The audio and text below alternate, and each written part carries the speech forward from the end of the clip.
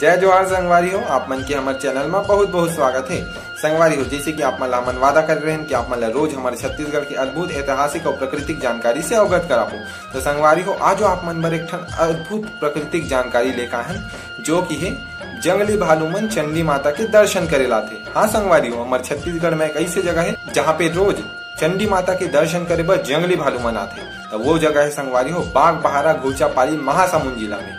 वहाँ पे संगवारी हो रोज 4 बजे जंगली भालू मन माता के दर्शन करे बर प्रतिदिन पहुंच जाते। संगवारी हो मन भक्त मन ला जो दर्शन करे लाए थे माता मन ला, मन कुछ नुकसान नहीं पहुंचाए। अलग से अगर वो मन भक्त मन कुछ खवाते पियाते तो मतलब खा भी लेते। तो संगवारी हो ऐसे अद्भुत दृश्य हमारे छत्तीसगढ़ में ही देखे जाते। संगवारी हो देखे ला मिलते। तो आप मन जानकारी कैसे लगी समझ कमेंट बॉक्स में बताओ। और अगर आप मन हमारे चैनल में नवा हो तो हमारे चैनल लाइक शेयर सब्सक्राइब करो। बहुत बहुत धन्यवाद। जय जोहार, जय छत्तीसगढ़।